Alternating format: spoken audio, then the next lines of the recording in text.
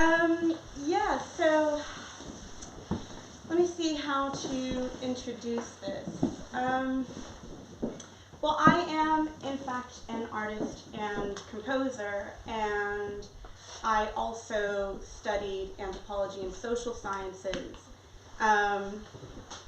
And before the pandemic, looked at a lot of global health issues from a social perspective and what we call social detriments of health, which is basically, what decides who gets sick, what decides who gets harmed and who doesn't, and how, in fact, inequalities are really embedded in our social systems. And there's a lot of social detriments around many types of conditions. But this is where I was first introduced to structural violence. And so this talk, I want you to see a couple of images in your mind.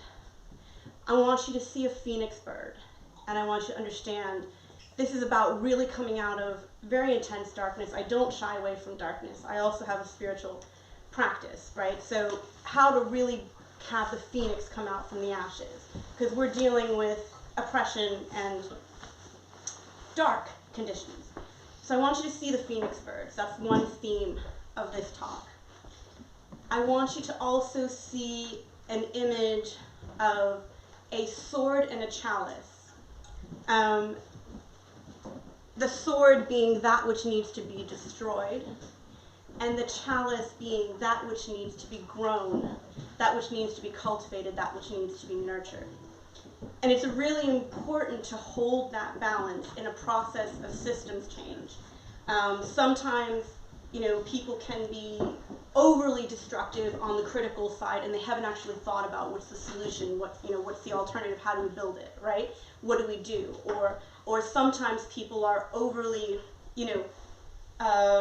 just talking about sustainability and visionary things, and they have not hit the key systemic points that really have to be addressed in order for systems to change.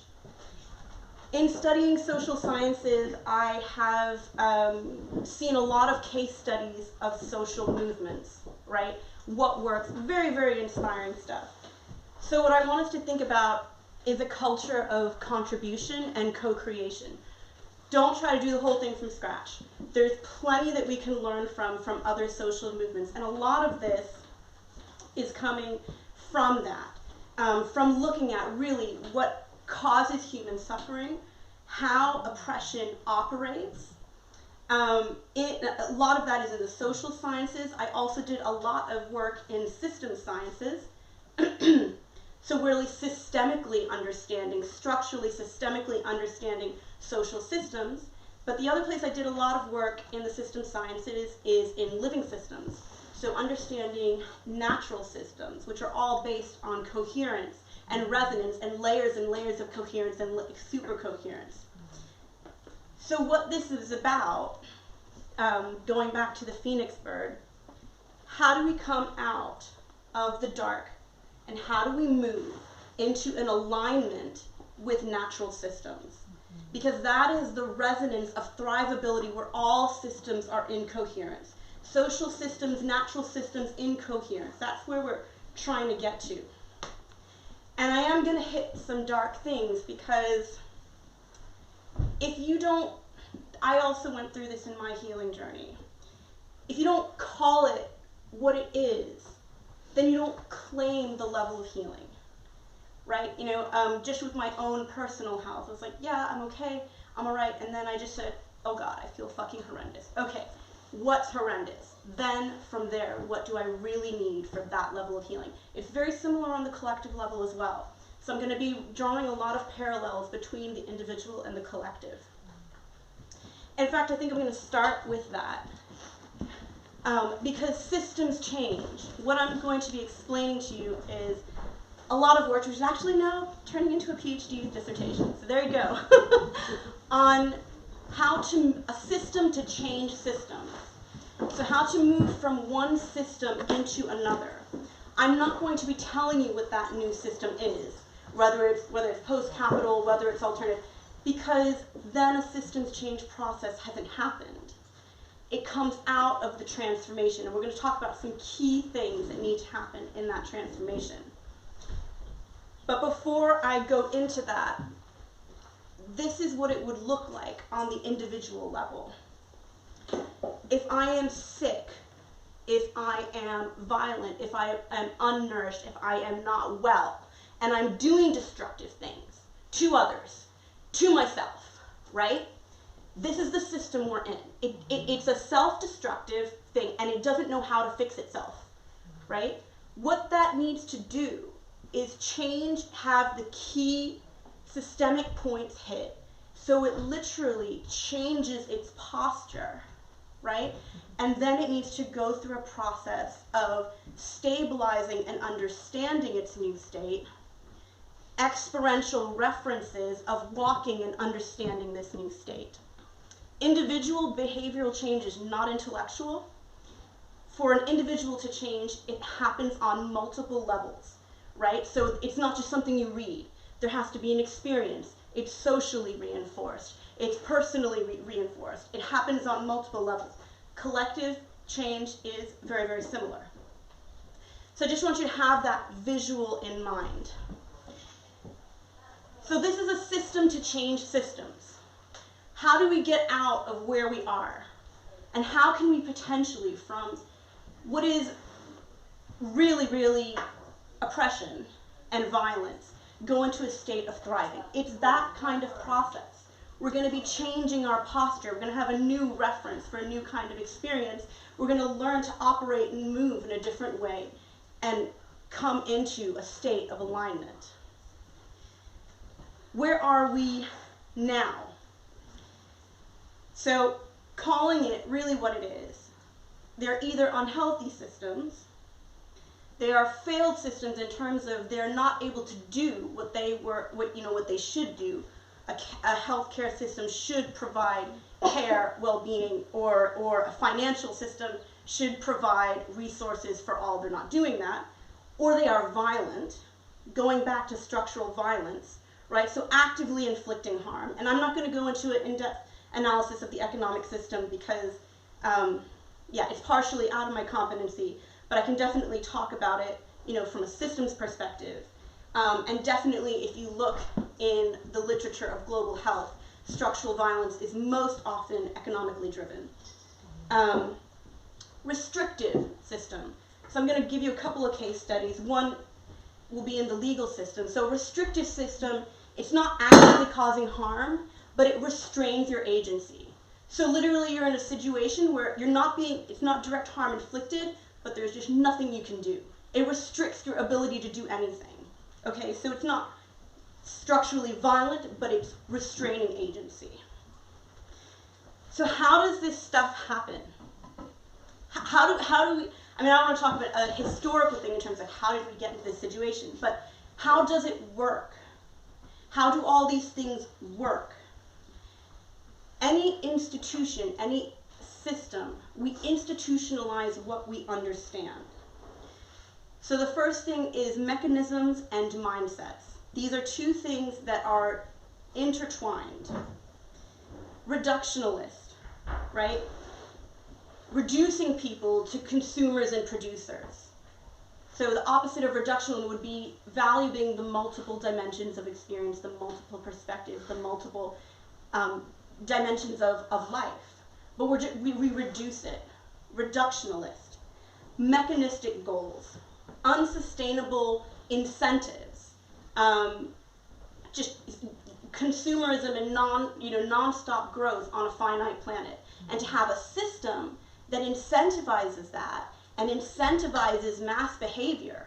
So you're literally being mobilized by a social set. It depends how you decide to carve out your life and respond to it. That's an unsustainable value, and it's an incentive of the system. So a big part of systems change is addressing systems incentives. So that's some of the mechanisms in the structures. So now I want to talk about their qualities. And I don't know how many of you have read Paulo Freire. He's a big influence of mine, but I'm going to just touch on a key topics from him. Because in terms of the mindsets, there's some important things that he brought up that do translate across both system sciences and social sciences, which is my thing. Sorry, what was his name? Paulo Freire. F-R-I-E-R-E. Okay, so key things that he talks about. So once again, I'm not telling you what to think. I'm just showing you a thinking process. Ferrer worked with the downtrodden of the downtrodden with a grassroots approach in giving them the key skills to overthrow their oppressors. And there's a couple of key things that he noticed, and this ties into very importantly in systems change. Dialogic versus anti-dialogic. So oppression is, you do what I say. There's no dialogue. Anything liberational, and definitely a systems change, is highly dialogic. One of the characteristics of healthy systems is that they are very dialogic and they breed more and more coherence through a dialogic process.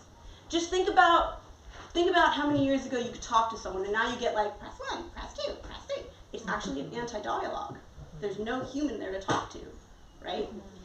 So, and that's just one example of like anti-dialogue. Second is the narrative structure. So is that a propagated narrative that we're propagating, or is that a narrative that's being generated? There's a very big difference. A narrative that's being generated, you're generating it through direct experience. And Ferrer talks about the banking model of knowledge, so information that is deposited into you, right? This is very linked to oppression and oppressive structures. They're propagating a narrative and they're, putting knowledge into you. A liberational approach would be, instead of something deposited into you, you're generating it through direct experience. You're generating it through your own reflections. You're generating it through your dialogues and conversations with others.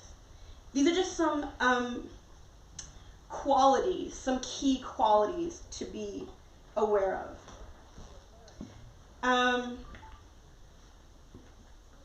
So I want to go a little bit more into understanding systems and then how we can change them. And I will be giving you some very practical examples as well, but it's really important that we get our heads around some key concepts. Right, so with mechanisms and mindsets in a process of systems change, there's a couple of key things that can happen in the mechanisms. Understanding where the leverage points are. Where's the leverage point in that system that is the highest, that access point or that leverage point that's that if I act there, there's a much higher chance that I can change that structure and change that system. Donella Meadows works on this a lot. To see leverage points, you need to have a perspective of the whole system. And this is one of the big things that's lacking in a lot of areas of activism. As much as I love the earth and I love environmentalists, but they're all working in silos and they're not seeing the system and they're not seeing how to hit the leverage points of that system. Another very interesting one that has a lot of fascinating case studies is acupuncture points. So a system acupuncture point is where you can hit with and change the most with the least amount of resistance. So very interesting, and I'm going to give you some case studies. Third thing that's really important, so any system of oppression, it's divide and conquer, right? And remember going back to our thing at the beginning where that you have to stabilize into a new state. Integral processes. And even, Dr. Smithman is the woman who did her PhD in systems change. Integral processes are the affordance, that coherence capacity that affords you the ability to move from one system into the other. And integral processes are not about your individual self and it's an interluminating system of inter-awareness. How does our initiatives cooperate and work together? How do we breed all these individual initiatives so that they solidify into an alternative system, right? There's some amazing work on that. I hope to inspire you with some amazing work that's being done in these areas. And I want to thank you because I'm trying to take a lot a lot of really complex literature and simplify it. So if I'm using new words and new language, it's because I'm trying to take some complex stuff and simplify it. So you're doing really well. Okay, so leverage points, acupuncture points, integral processes, and the key thing that systems change is based on, if you want to align social and natural systems, is whole systems architecture. I'm going to go back to the metaphor of the individual. If you just value yourself as your work, if you just value your emotions and not practicalities, you need to value spiritual, psychological, emotional, physical. How do I manifest it? In order to change yourself in a whole systems way. Otherwise, it becomes imbalanced and you're going to get another systems problem. Right? So, whole systems architecture and ecosystems, natural systems, all operate according to whole systems architecture. There are people that have mapped this out, so if you want to do whole systems architecture, it's like key questions you ask, but I'm not going to go into that because I'm just trying to explain the key things in moving out of where we are. So integral processes are all based on whole systems architecture. In order to see leverage points, acupuncture points, you have to look at the whole systems architecture. Right, so those are some of the key mechanisms in systems change.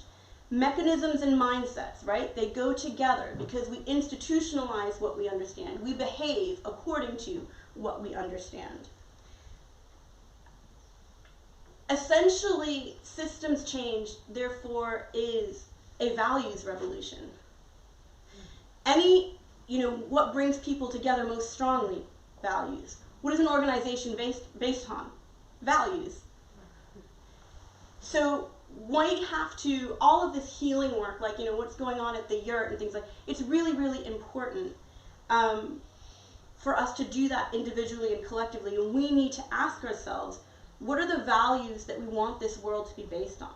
Do you want constant consumption? Do you want that level of consumerism?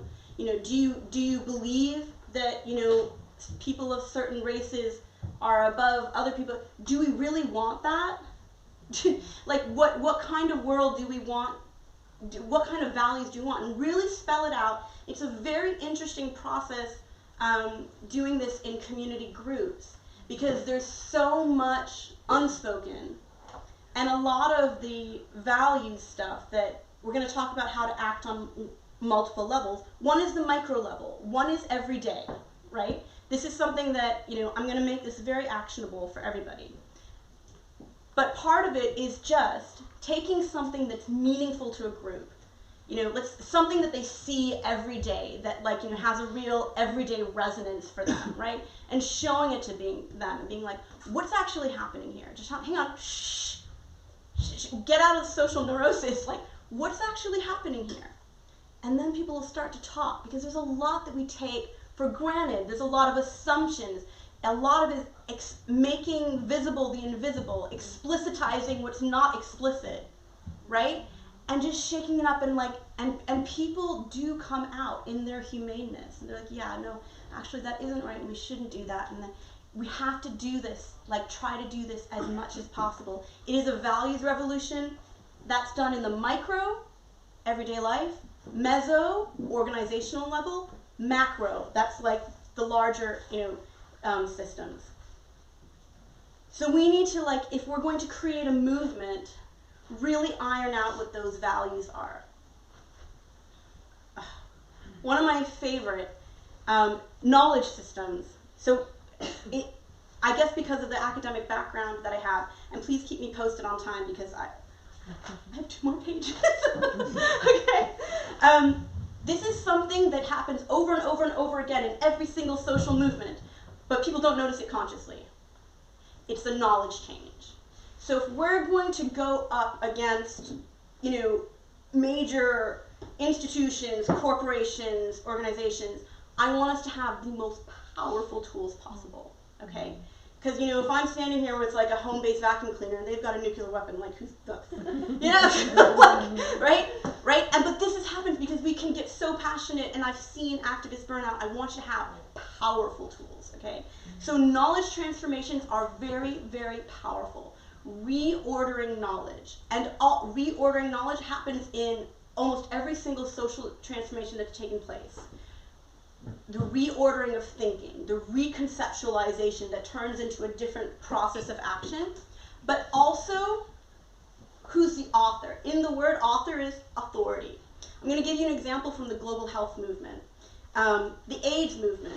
We're really pissed off about the prices of you know, what it took to deal with AIDS. And these people who were literally like, you know, blacks and Latinos from the slums of America said, fuck this, we're going to figure it out. They became the authority. They invented their own remedies. They went there into the clinics like, we did the research, we figured it out, this is how the medicine has to be created, this is how it can be distributed properly, this is how we can stop it. They became the new authority. They were at the same level of knowledge as the clinics and the doctors and the whatever that were handling AIDS. They became the new knowledge power. This is so important. These are big, big things that I think we really need to make some key courses on, because it's powerful tools. All of a sudden, and they didn't start a major organization and spend loads of money, they just became the new authority, right? It's a big power change when you have a knowledge authority shift. Okay, so I want to take it into some case studies to explain some of these things that I've been talking about. Let's start at I want to take it in a couple different areas. So, leverage points. I'm just going to showcase a couple of examples of initiatives. Watching media propagate all kinds of things and, you know, nonsense. There's an amazing couple in Germany that have spent 30 years in researching language, mathematics, cognitive perception. What they have created is essentially a media platform that can only make knowledge more and more coherent, and which is designed for you to exercise your thinking. So basically, you get smarter by using it, and there's no way any form of information can be distorted.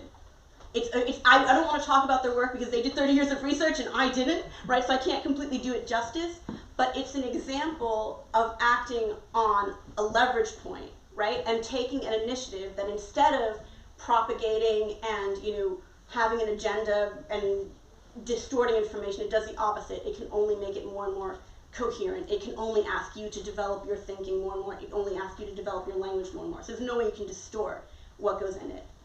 That's one example of a systems change in, yeah, go ahead. What's the name of it? Formwelt. Form and then W-E-L-T. Formwelt, yeah. An example of an integral process. These are some of the most beautiful people. This is the other reason why I love being involved in this field. So, Home for Humanity is an amazing initiative. There's two professors of transformative justice and systems scientists. But they have created, they're I think, I don't want to say the best experts, but some of the top experts on integral processes. So the macro level, and they've got, you know, from a 5-year-old girl in Congo to like an elderly man in Afghanistan, literally activists from all over the world, but they have a theatrical based, it's called an Earth Agora.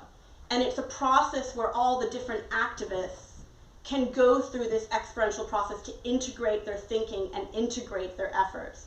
And it's a very advanced system of integration, what I was talking about, how integral processes, how do all our work relate.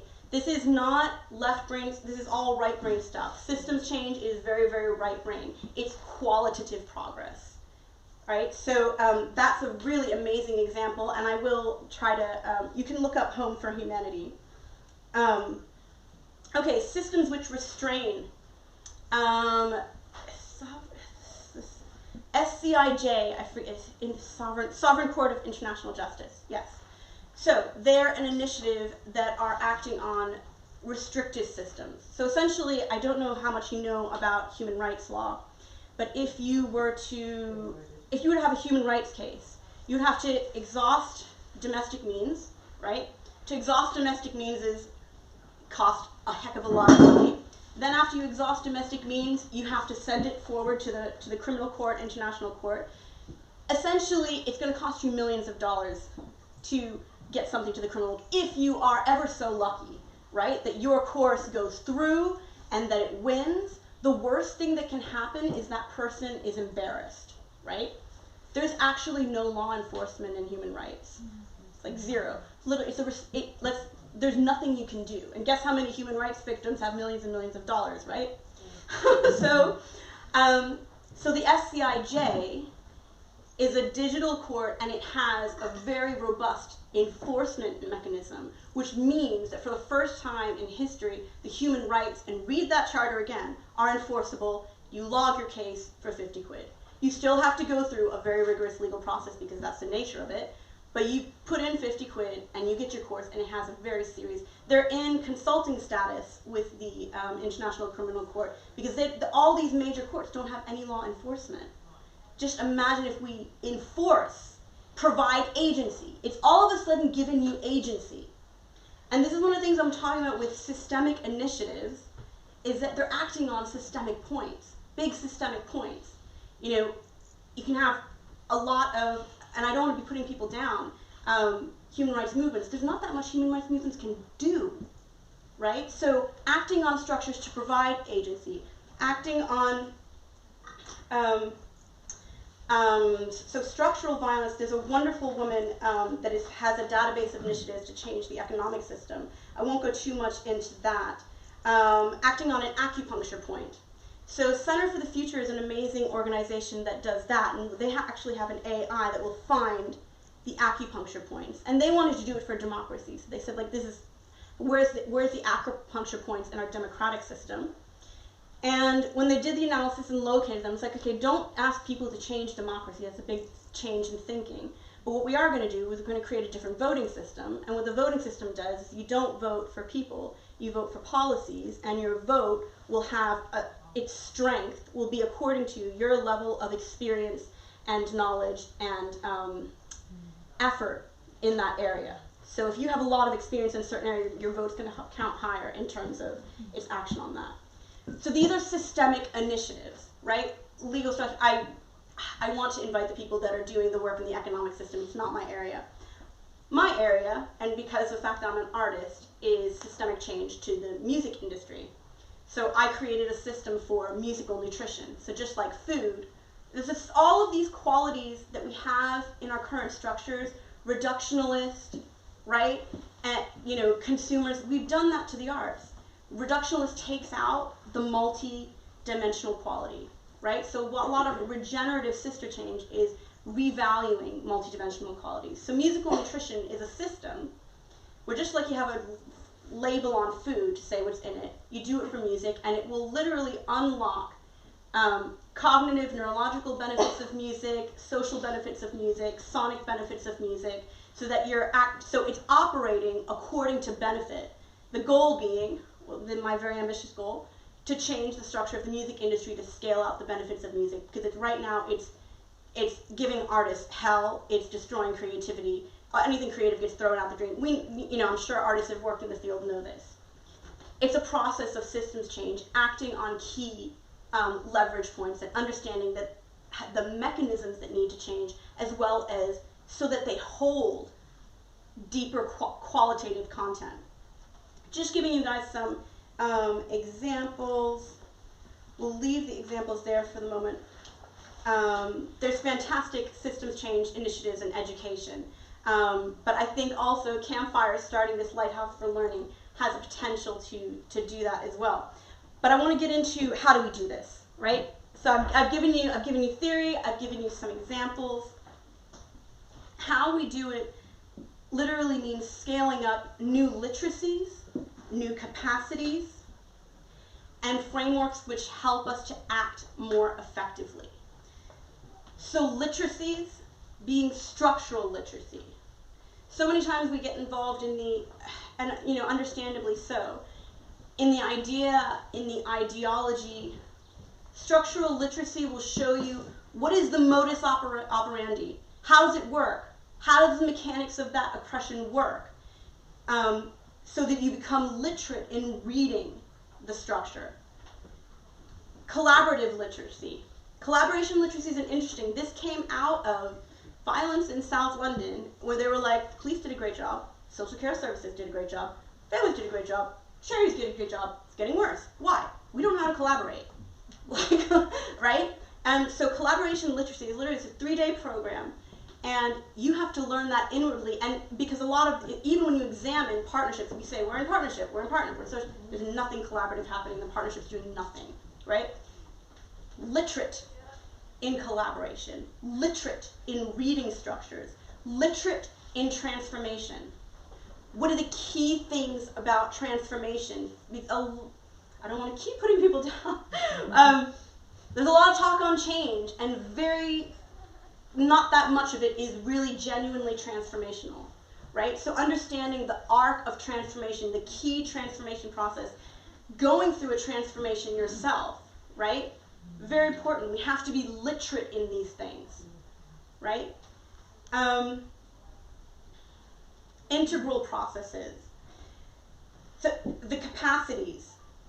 We need the capacity to be integral, you know, and you can set these as much as it probably sounds a little bit complicated now because these are new concepts. I've done this in like a hut in a field with nothing. It's literally conversations, and then like a lot of times theatrical means for rehearsing social change, workshopping, like people from organizations workshopping an integral process. It requires nothing, almost little to no resources, but there are very important things in that process. You know, the Home for Humanity team, they've got like over 30 publications. They've been doing this for like 25 years. We don't have to read 30 publications, but we can take like the key bits, and it doesn't take much to implement this stuff. But we have to get literate, and we have to understand what capacities we need. Dialogic capacity and holding capacity. So instead of arguing or like even debating different ideas, what would give you the capacity to hold all of those ideas? A deepening of understanding, right? So there are ways to do this that are not complex. A lot of it is just prompts and practices and workshops. But if these are capacities and literacies that we need to get skilled up in. We can't be home-based, you know, vacuum cleaner with a nuke. We have to have literacies. Really, it's really crazy because I know how high-powered some of that stuff is. They've got just a lot of money and a lot of power and a lot of sway to do much stuff. So, yeah? You've got just over 15 minutes. I wondered if you want to open it up for any questions, just to give you a heads up. Okay. Right, okay, so literacies and capacities. Let me just hit one key thing, 2 key things, and then I'll open it up for questions, okay? So where do we act, okay? Understanding that all of our social issues are all interconnected. Micro level. Micro level is you, me, in the everyday, your everyday life. Meso level, organization, right? So micro level, we'll talk about daily practices for how you do this. I kind of touched on a couple of those. Meso level, right? If you have an organization, or if you're involved in an organization, or maybe you have an NGO or an activist organization, how do you make that more systemic, right? How do you make that more effective? Macro level, right? When you have multiple organizations and you want to create an integral process and you want to better align yourselves. 3 areas. This becomes what I call a transformative ecosystem. The transformative ecosystem is the multitude of skills, capacities, processes, literacies that breed the transformation to take you into the new system. So key to that, re-architecting, right? If you're structurally literate, you understand that you're re-architecting and consciously redesigning, addressing dysfunctions and regenerating them, And the third is the inter-illuminating process of internal. Those are like the 3 pillars.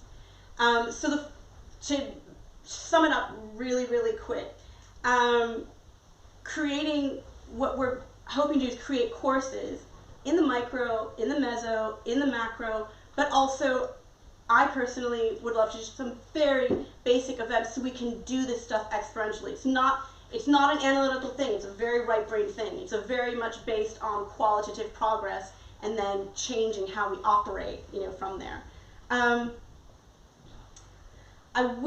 That is a lot of content. I wanted to talk a little bit about natural systems and living systems, because essentially the systems change, the transformative ecosystem. It's about bringing us in alignment with natural systems. It's about aligning social and natural systems. But I don't want to go into there. I realize I've spoken a lot, and I've given you a lot to chew on. So please, let's open this up now for some questions.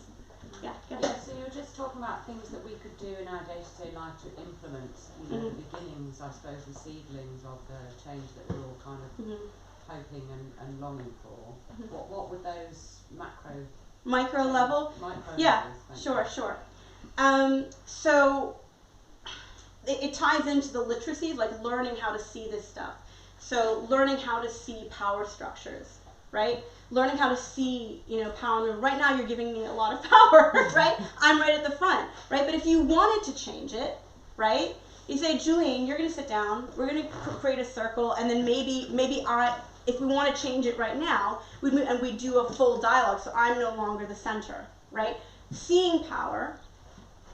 Second thing is there's definitely a lot of healing and trauma release that needs to happen, which you can do intensively with someone else, but on a daily basis, noticing body language, noticing where you're tense. Sometimes I don't talk about trauma. It's like, I'm just going to open the window. I think people are just getting, noticing those kind of dynamics, engaging critical thinking. Like I said, if you're just having, a coffee with someone, and they're talking about what are they taking for granted. Because one of the big things you deal with is people saying, oh yeah, that's just the way the world is. What can you do to flag something up and bring something else? What do you think is really happening there? What do you think you can do about this? Engaging critical thinking, engaging empowerment. These are good things that happen on the micro. And definitely your personal praxis. If you're not in an authentic relationship with yourself, you're not going to lead a single soul. And if you're not going through your own transformation, you're not going to understand what transformation is, and therefore what it might look like in the collective. So those are some key things on the micro level. You did say as well that there's lots of things. So I'm particularly interested in the educational system and change within that. Yeah. And it's funny actually because I've sort of been battling with it for about 2 years. Like, what can I do? And that's as far as I've got. I've gone as what can I do? Do you know what I mean? Yeah. Until I realised actually there's already other people out there already starting the change, and I've kind of found a couple now. Yeah. That I'm going to be sharing. Yeah. So educational system. This is more meso macro, right? So it's like because as individuals we're surrounded by our social system. You're surrounded by the circumstances of your daily life, right?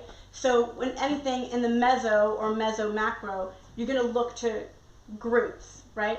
I worked for an amazing project that was working to change the educational system, changing trainings for teachers and parents. So literally deep stuff in how we mold people. And it's all interdisciplinary, and it's all like human development based. So it's about finding those and then doing that integral process, right? With this. So that's more on the meso level. All of this ties into those new literacies and capacities because we've been trained to be disempowered. We've been trained to rely on the system. We've been trained, don't trust your personal power. No, you can't make that level of change, right? So that's the personal level of like detoxing and reclaiming yourself. And then if you're going to look in the educational system, yeah, it's a lot about this Campfire stuff. It's a lot about finding those people that are doing that, what pieces you can take, how you can start to work integrally. There's a lot of people changing, and empowerment is collective. I was very disempowered as I was a teacher. Like, I'm being given hell for staying after class trying to help people. you know? And I was very empowered to see the amount of teachers and schools and initiatives that are changing education in such a profound way. I was like, what? Like, I wouldn't dream this, because I would be exhausted after class, and I'd be like, I'm just trying to help people, and this was never my intention.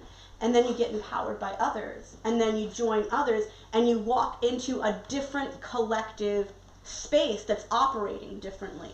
And you're like, what is this new way of operating, right? This is so there's, and in terms of like how to engage with that, engaging with different initiatives, then they all go through that integral process of becoming more, it has to become coherent enough so it really becomes the alternative system. So a lot of this, what to do, I know I spoke very briefly about the literacies and capacities, but they're so transformative, because all of a sudden you're like, oh, there's a lot I can do. Oh, there's a lot already going on, and I just join it, right? So I hope that answers your question without rambling. just added on to that, recently I saw the film called Planet Local. Plant local. Planet Local. And it's about localization. Maybe many people have seen it. Yeah. And then you're talking about divide and conquer and the polarization. So something, the value most people can agree on. So instead of disagree, and I found very certain subjects very untouchable. So something we can most likely agree on. Local stuff is great. There's a lot of axis points. The axis between micro and meso, the axis points between, I didn't go into that level of complexity. Local stuff is fantastic, right? It's micro and meso level change, because you're changing a system, right? By doing things all locally. Kind of idea of there's a tendency we disagree on and arguing, so somehow something we can start from what we can connect and agree on to begin with at the human level. Absolutely. That might be I can think of at a micro level. Embodied way shower. All right, just embodying a different way of life, right? This is one of the biggest things you can do on the micro level. I'm not going to get into axis points on that kind of complex stuff, but right. So if you have like the off the grid stuff, it's micro, but it's also meso level, because you're changing a social organization. There's lots you can do, and like initiatives like this are fantastic. So can I throw a couple of points in to see what other people think? As well as everything you said, I think there's 2 points just to throw in here which sort of relate to what you say. I think one is you talk about integral process. So and I think there's so many, as that lady said, there's so many, I mean, there's literally countless initiatives on our side, if you like, happening right now. And there's big campaigns. There's, what Pete and Dan and Dan's, all their organisations, that people there doing stuff. But you had like the Better Way conference earlier this year. You've got an international network doing stuff. You've got in the US, I mean, there's tons of examples, just a couple more. You look in the US, you've got the Libertarian Party. Integral processes are very few. They're going like win, and Steve Turley and that. And they think, well, Russell Brand, and there's loads of these people, and you can have mixed views. But why don't we? Okay, now what can I do? Why don't we? If we join together, we'll just crush them. Our current social systems are dualizing, polarizing, like including the aid infrastructure, including the charity infrastructure. Forget that, they're all corrupt, aren't they? But I mean, the real, even people don't have collaboration literacy. It's really, really strange. People that you think should, because we're not bred that way. Even in our schooling systems, we specialize and we isolate knowledge. We're not taught interdisciplinary, transdisciplinary, we're not taught systems thinking. When I talk about systems thinking, I'm thinking you're seeing the whole system. When I talk about this thing of personal, social, planetary, people are like, that's too big. I was like, that's the system, mate. That's the system. Got to think of big picture. And so collaboration literacy, systems literacy, structural literacy, integral capacities. Our integral capacity is like tiny. Exactly what you're saying. Like all these grief movements, why don't they work together? We don't understand integral processes. So I think it's one thing. Very quickly, when other people want to talk. But the other point I think that we can do right now, or when we leave this gathering, is, and we can have fun doing it, is, like you said, the sword and the chalice. I think the sword's poking the other side. Because I think, like, every time they come up, trust the science, they tell you go and wear a mask. I think like the consensus of scientists told us smoking was safe. Yeah. And they go, and Pfizer, the guys who got fined for criminal activity, those people. Yeah. Just everything they say, attack, and have a laugh. You know what I mean? It's just chip away. You're talking nonsense. You're talking unicorns. Yeah. Here's actual real people. Yeah. People who are right about things like Ron Paul or Tess Lowry. Yeah. You know what I mean? So yeah, talking rubbish. So just a couple of things fantasy. there. With this chalice and sword, Yeah. what I want you to hit, definitely have a laugh, because otherwise, I don't know what you're going to do. I don't know. Please have a laugh. Please. With this sword, the integral points, okay, so what these literacies and capacities will do is that you're going to say, okay, when they say, trust the science, what are they doing to knowledge? They're taking it out of your hands. Okay? What is my lived experience? That's your praxis. This is what you know, your lived, breathed experience. What is generated through that, through your conversations? Okay, trust the scientists. No, because I trust my experience and my lived experience. Okay? When looking at the problems with how vaccines or medication or, all this stuff, who owns it? Okay? What is the mechanisms behind it? Right? Poke there, and there's some very powerful points where you can hit. I'm involved in self-driven healthcare, prevented, like decentralized healthcare solutions and things. That's a systemic point, right? So have a laugh, please, because it's just absurd. And then when you attack, if you have these literacies, you're attacking in very powerful places, right? Like with the initiative with the SCIJ, the Sovereign Court of International Justice, they just basically said there's one leverage point. We don't have law enforcement. We have an amazing charter on human life. It can't be enforced. It's kind of a joke, right? We're just going to hit that leverage point, huge leverage point, because now even major courts, like the International Court of Justice and the European, they're like, we don't have. Do you have that? We don't have it. We're the international. We don't have enforcement. So there's something powerful now. So with this work, please have fun, but what you're going to learn with that sword is you're going to hit the systems points, right? And just on that quickly, I think the one that I've found over the last 2 years particularly is information sources. Where do you get your information from? They go the BBC, New York Times, whatever. Oh, the people who got it wrong about Saddam Hussein, you go on and on, Trump's collusion. Those people, you believe them. Well, I believe these people are writing that. So, what fantasy Harry Potter world are you living in? Do you see what I mean? It's just like, and you can choose better words, but I think it's just undermine it, because everything else they say is just nonsense. Because it's based on people who've been proved to lie. So. Personal practice. Pete, were you going to try to say something? We've got 5 minutes, so maybe a couple more. Okay, just a couple more questions. Yeah, go ahead. Yeah, I have loads of questions, but I just wanted to pick up a point on that and for you to clarify, because so this whole concept of sword and attack, you said go for the leverage points, like the systems change. And I want some clarity. I work on a project called Reaching People, where we're helping people communicate to those with different opinions on strategies of this. So I would just want to throw out there that it's not. I'm not quite sure where you were coming from. That it's dangerous territory to go attacking individuals, and I'm not sure if that's what you were. Well, not attacking them, undermining, putting a seed of doubt into their brain. They go away and think, oh, actually, undermine that belief. You're actually helping people. Brilliant. Because you came up with questions that were like, well, what is this and how? Who's funding that? And those are great questions. So literacies and capacities, you're literally becoming literate in something that is a powerful way of thinking and acting, right? You're building capacities that are key capacities. Like, we don't have integral capacity. We don't have collaboration literacy. If we had those, it's exponential. There's simple, powerful things that we can do that I think with systems change, you need those powerful points to get it out. Let me take a couple more questions before I run over. Yeah, go ahead, in the back. Yeah. Some of these systems that we're... let me give you a tiny example. There's been recent articles in the British Medical Journal, one of which said, for example, from FDA to medical health regulatory, MHRA, are the regulators up for hire? Right? That was a British Medical Journal article. And the answer was yes. So in that sense, how much can you change a completely paid for and bought system? Or do you actually have to try and create alternative systems?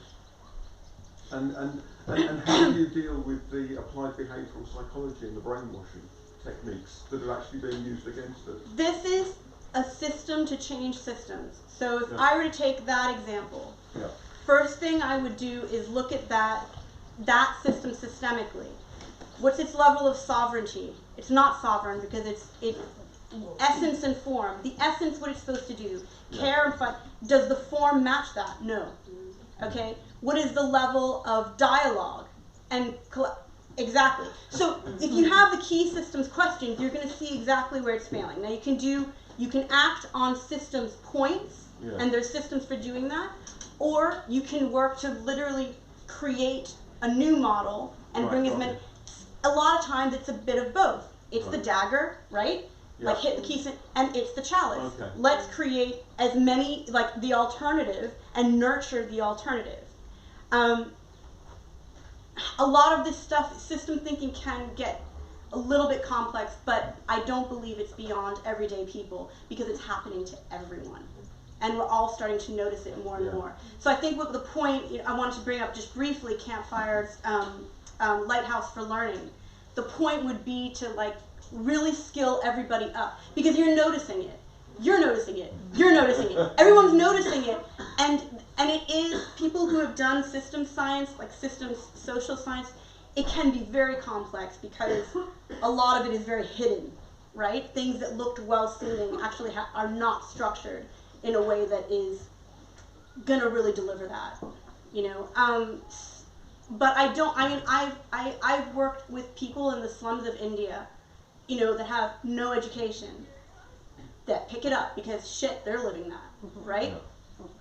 So I really believe in, I'm just gonna bring it back to the Lighthouse for Learning, that some simple courses, that all of a sudden these things that you're noticing in your life, and I love it because it's so empowering. Like all of a sudden, instead of feeling overwhelmed, like what the hell do I do? You realize there's a lot you can do. And the system wants you to think there's nothing you can do, right? You realize there's a lot you can do and how much you can change if you know how to hit the key points in a conversation. How much you can change. What a systems map will do is show you where small efforts will yield big results. Small efforts, right? You can, like the people who are doing the SCIJ, that's like a huge legal initiative, that's like a big initiative, but if that's your purpose, go for it, right? But choose, do you want to act in the micro, in the meso, in the macro? Where's the smallest course of action that can yield the biggest results? This is the thinking that we don't have because our education and even like our professional lives are so specialized, it's not systems thinking at all, right? But there's a lot that like simple, powerful tools, that all of these things that you're noticing in your life, all of a sudden, you'll see yourself in so much more agency, right? And we all have that. So hoping that for this community, that it could very well, did you have one more question? You did have your hand up, so, yeah. Yes. You. Yeah. You all right? Okay. You had one? Yeah. Okay. Yeah. It's from being the different. I've got a project in Hull at the moment called Control Shift, and what we're doing is trying different experiments of enabling us to feel ourselves within a system and being together in a different place. It's not about action, but coming to more heart-centered space. So we've been doing systemic constellations, and we've done series playing, and maybe looking at like warm data and things like.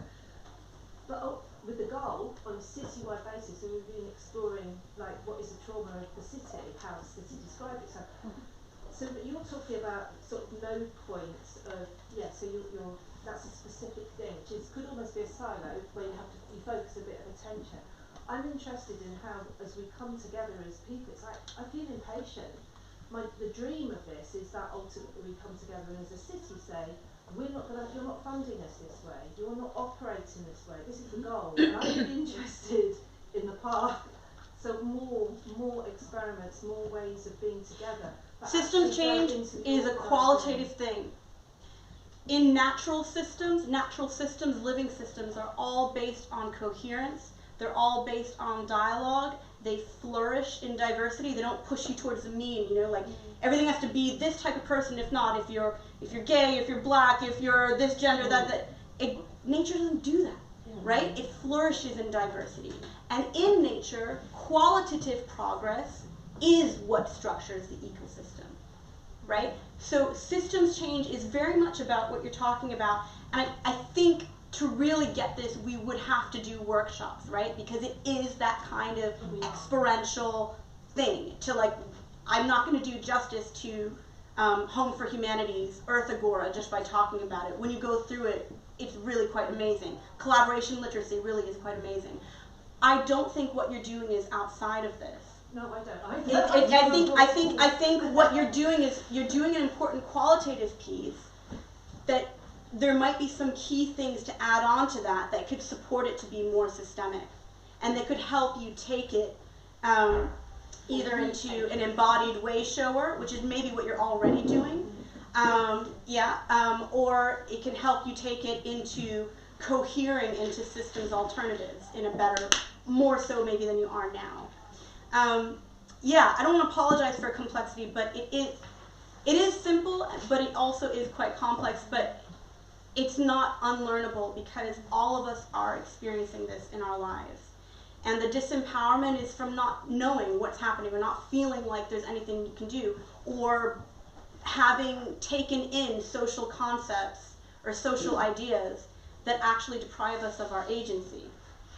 So a lot of it is going to be that reclamation and those kind of qualitative processes. So I'm looking forward to developing this learning initiative, yes, with Campfire, because simple, powerful tools, we can scale out a very, very powerful process. So I just want to say, despite looking in the eyes a lot of the systemic violence and, systems failure that's happening now, there are some key powerful things that can take us into that process of systems change. It will be dynamic, it won't be easy. Anybody who's gone through a transformation is like, that's not a bed of roses, but it's a real thing, you can do it, right? So I'd like to leave you with that feeling. Thank you very much.